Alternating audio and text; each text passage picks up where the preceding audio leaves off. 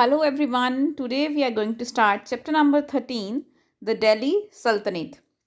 इस चैप्टर में हम पढ़ेंगे ओवरव्यू में दूं अगर आपको तो इस चैप्टर में हम बेसिकली दिल्ली के बारे में पढ़ेंगे कि जब इंडिया एक प्रॉपर कंट्री नहीं था तो उस टाइम जो दिल्ली थी उसको क्यों एक सेंटर बनाया गया, क्यों कैपिटल बनाया गया और वहाँ पर किस किस का शासन रहा। एज वी ऑल नो ये जो टाइम चल रहा है ये हमारा मिडीवल हिस्ट्री चल रही है, तो इस टाइम पीरियड को हम मिडीवल हिस्ट्री बोलते हैं। वो इसलिए इसके साथ साथ एक और नाम भी है। इसमें जो सबसे ज़्यादा जिक्र आता है या सबसे ज़्यादा जो बात होती है मिडीवल हिस्ट्री में वो होती है दिल्ली सल्तनत की। वो क्यों होती है? क्योंकि ये ही एक ऐसा पीरियड था जब इंडिया में टर्किश रूलर्स ने इंडिया पर राज किया था, दिल्ली पर, यानी कि नॉर्दर्न एरिया जो है इन्होंने कैप्चर किया था। So let's start the chapter. The period between 1206 and 1526 CE in medieval Indian history is known as the period of Delhi Sultanate. The conquest of India, establishment of the Turkish rule was a water-raged event in the history of India. Muhammad Ghori, originally called Muzuddin, defeated Prithviraj Chauhan in the Second Battle of Tarain in 1192 CE. Muzuddin was succeeded by one of his most successful and trusted general, Qutbuddin Aibak, a Turkish slave who laid the foundation of the slave dynasty and became the first Sultan of the Delhi in 1206 CE. They were also referred to as the Mameluke dynasty. Mameluke is an Arabic word which means slave. Medieval history का time period मैंने आपको पहले भी बताया था 1206 से लेकर 1526 तक का रहा है। इस पीरियड के बीच में दिल्ली सल्तनत जो है एक पीरियड आया था। ये कब आया था? जब दिल्ली पर टर्किश का राज आया था इंडियन हिस्ट्री में पहली बार। अब ऐसा तो नहीं है ना कि टर्किश पहले से ही थे। अगर टर्किश नहीं थे तो उससे पहले कोई और तो होगा जो यहाँ पे राजा था या यहाँ पर राज कर रहा था, शासन था जिसका। तो वो कौन थे जो यहाँ पे पहले राज कर रहे थे? वो थे पृथ्वीराज चौहान III। तो मोहम्मद गौरी एक टर्किश रूलर थे जो कि पृथ्वीराज चौहान से उनके बैटल में, जो कि बैटल ऑफ टरेन हुई थी 1192 सेंचुरी में हुई थी। ये जो बैटल है इसमें मोहम्मद गौरी ने पृथ्वीराज चौहान को हरा दिया था और दिल्ली को कैप्चर कर लिया था। तो धीरे धीरे उन्होंने इस नॉर्दर्न पार्ट था जो इंडिया का आप नॉर्दर्न पार्ट में देखते हो, दिल्ली हो गया, हरियाणा, पंजाब, जो अब आप देख रहे हो, उस टाइम पे ऐसा कुछ नहीं था। तो उस पार्ट को मोहम्मद गौरी ने कैप्चर कर लिया था। मोहम्मद गौरी को मुइजुद्दीन भी बोला जाता था और ऐसा माना गया है, ऐसा बुक्स में लिखा है कि जो मोहम्मद गौरी थे उनकी ये जीत के पीछे सबसे बड़ा जो हाथ था वो उनके एक बहुत ही भरोसेमंद उनके जनरल थे जिनका नाम था कुतुबुद्दीन ऐबक। उनकी हेल्प से ही वो इनको हरा सके थे, यानी कि पृथ्वीराज चौहान को हरा दिया और दिल्ली को कैप्चर कर लिया। अब कुतुबुद्दीन ऐबक कौन थे? अगर आपको पता हो तो कुतुबुद्दीन ऐबक वो हैं जिन्होंने कुतुब मीनार बनवाया है। तो इस तरह जो मोहम्मद गौरी थे वो दिल्ली के पहले सुल्तान बने थे 1206 में। और जब ये बने थे तो उस टाइम इस डायनेस्टी को क्या नाम दिया गया था? Slave dynasty. स्लेव डायनेस्टी भी बोला जाता है इसे, मामेलुक डायनेस्टी भी बोला जाता है। स्लेव डायनेस्टी इसलिए बोला जाता है क्योंकि नॉर्मली आप देखो तो जो राजा का बेटा होता है वही राजा बनता है, लेकिन यहाँ ऐसा नहीं था। यहाँ पे जो उनके स्लेव थे उन्हें राजा बनाया गया था, यानी कि जो मिनिस्टर थे उनके जो भरोसेमंद आगे से आगे उनको जो है वो राज मिल रहा था, ना कि उनके बेटों को मिल रहा था। इसलिए इसको जो है स्लेव डायनेस्टी बोला गया था। अब हम 5 डायनेस्टीज़ के बारे में पढ़ेंगे, अलग अलग 5 डायनेस्टीज़ के बारे में, दिल्ली सल्तनत के बारे में। अब दिल्ली सल्तनत और दिल्ली सुल्तान दो फ़र्क मैं बता दूं। दिल्ली सुल्तान वो जो उस टाइम पे राज कर रहा है उसे दिल्ली सुल्तान बोला जाता था। जैसे कि 1206 में ये गद्दी किसको मिली थी? मोहम्मद गौरी को। तो मोहम्मद गौरी दिल्ली के सुल्तान थे और सल्तनत बोला गया है पूरी की पूरी डायनेस्टी को जब तक उन्होंने राज किया, इसलिए ये दिल्ली सल्तनत है। अब हम पढ़ेंगे 5 डायनेस्टीज ऑफ द दिल्ली सल्तनत। अब 5 डायनेस्टीज कौन कौन सी थी? वो 5 थी। पहली थी slave dynasty, next is Khilji dynasties, third one is Tughlaq dynasty, fourth is Syed dynasty and the last one is Lodhi dynasty. सबसे पहले पढ़ेंगे हम स्लेव डायनेस्टी के बारे में। तो ये जो चार्ट है ये आपको लर्न होना चाहिए सबको, ये बहुत इंपॉर्टेंट है। तो स्लेव डायनेस्टी का जो टाइम पीरियड रहा है वो 1206 से 1290 तक का रहा है। इसमें जो डायनेस्टी है उसमें जो सबसे पहले रूलर था वो थे Qutbuddin Aibak, then Shamsuddin Iltutmish, next is Ruknuddin Firoz Shah, after that इसके बाद इसमें जो रूलर आई थी वो थी रज़िया सुल्तान, जो कि एक फ़ीमेल रूलर थी। उस टाइम पे ये बहुत बड़ी बात थी क्योंकि उस टाइम पे सारे जो है वो मेल रूलर होते थे। तो जो रज़िया सुल्तान है ये एक फ़ीमेल रूलर थी। उनके बाद कौन रहे थे? Nasiruddin Mohammad, then the last one is Ghiyasuddin Balban. तो यहाँ पर हमारी जो स्लेव डायनेस्टी है वो ख़त्म हो गई थी, उनका जो रूल है वो ख़त्म हो गया था। उसके बाद आई थी खिलजी डायनेस्टी, जो कि 1290 से लेकर 1320 तक इसका जो टाइम पीरियड रहा है। सबसे पहले जो इन्होंने शासन किया था वो कौन थे? Jalaluddin Khilji. Next is Alauddin Khilji and the third was in Qutbuddin Mubarak Shah. तो ये 3 रूलर थे खिलजी डायनेस्टी में। उसके बाद हमारी आती है तुगलक डायनेस्टी। इसका जो टाइम पीरियड रहा है वो 1320 से लेकर 1412 तक का रहा है। इसमें जो हमारे पहले रूलर थे वो थे Ghiyasuddin Tughlaq, next is Mohammad bin Tughlaq, third one is Firoz Shah Tughlaq and the fourth one is Mohammad Shah Tughlaq.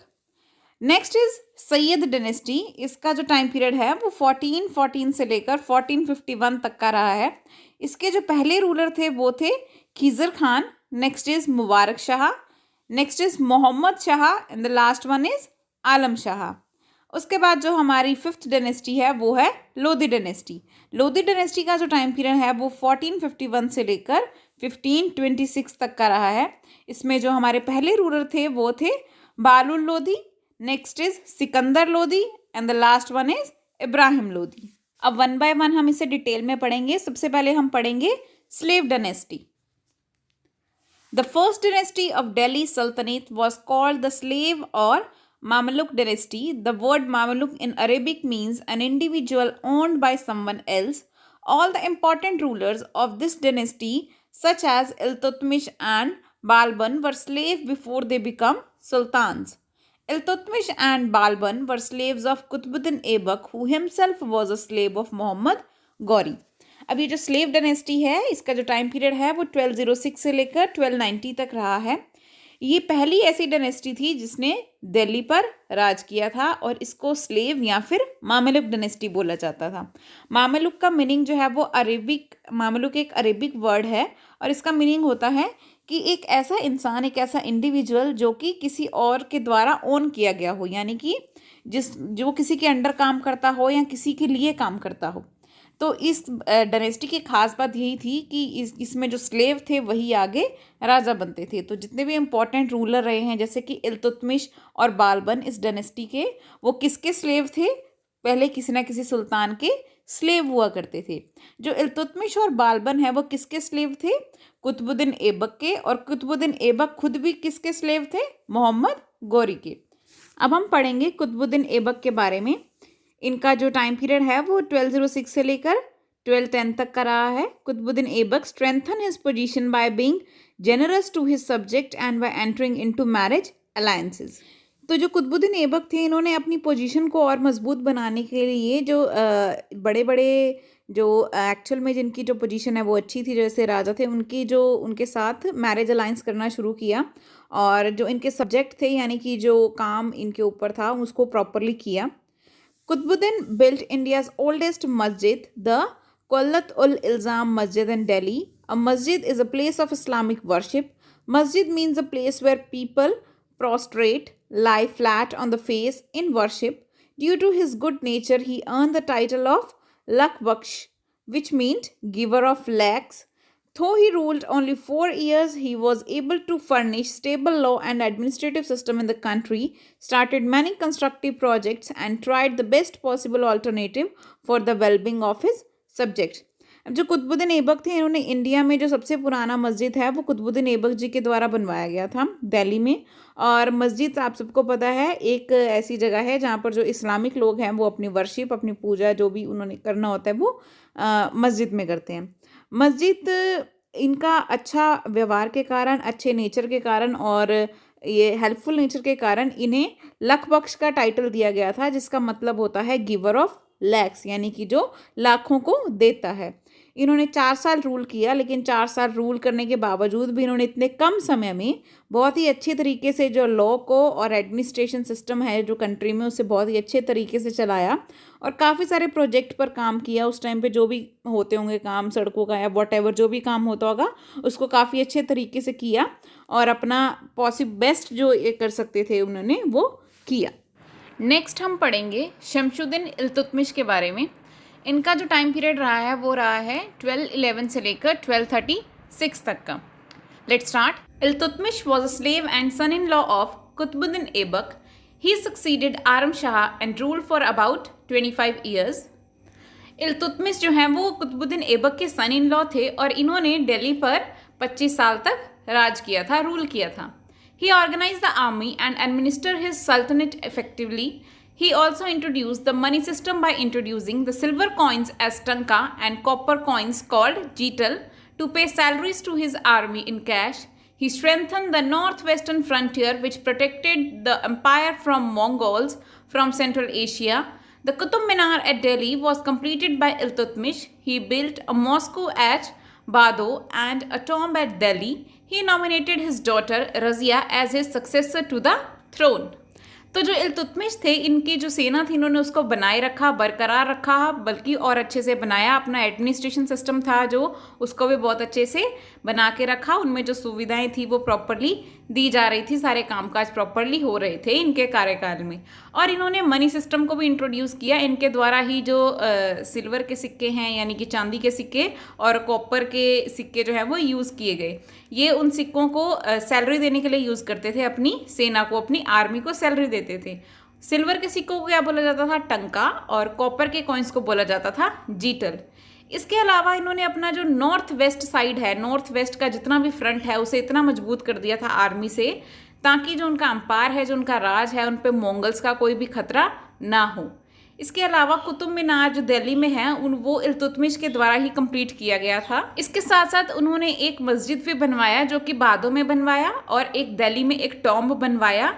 और इसके अलावा उन्होंने अपनी जो बेटी है उसको नॉमिनेट किया अपना अगला उत्तराधिकारी बनाने के लिए। अपने बेटों को छोड़ के उन्होंने अपनी बेटी का नाम जो है इसमें लिया और कहा कि मेरी बेटी को इस जो थ्रोन है यानी कि ये जो गद्दी है ये मेरी बेटी को मिलनी चाहिए।